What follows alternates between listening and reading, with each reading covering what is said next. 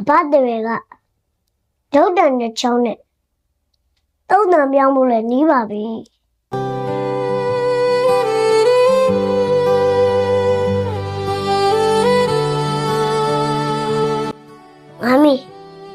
ငါမျိုးဆိုင်ရ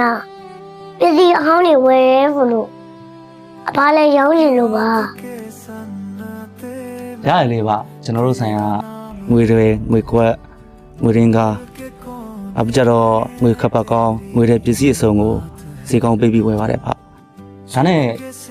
ဘာရောင်းချင်လို့လဲဘာပစ္စည်းလေးကျွန်တော်ပြကြည့်ပါလားဒီမှာလေဒီမှာအဘရဲ့ဘယ်ဘက်ရုံနဲ့နှလုံးသားလေးကိုထုတ်ရောင်းချင်လို့ပါဒီမှာဗျဒါအလုံးလုံးနေရတော့အတုတ်တုတ်နေရမဟုတ်ဘာလို့မလဲအဖာနှလုံးသားတော့ပါဗျာဒီမှာအသုံးဝင်တာလာမရောပါနဲ့ဘလို့အဘနှလုံးသားအသုံးမဘူးတဲ့လားငါမိရဲ့သူပေးတဲ့တန်ရဟောင်းနေ့ဘလောက်ကြာမပြောင်းမချင်းမလို့အသိရှိရလွယ်အဘနှလုံးသားဒီဇိုင်းမပြောင်းသေးရဲ့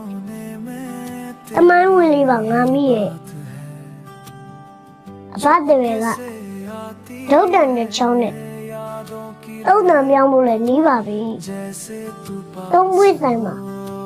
ရှုံးပွဲသာပိုင်ခဲ့ရတဲ့အဘနှလုံးသားဈေးဘလောက်ရရောင်းချင်ပါရဲ့ငါမိရဲ့इंतजार है तेरा इंतजार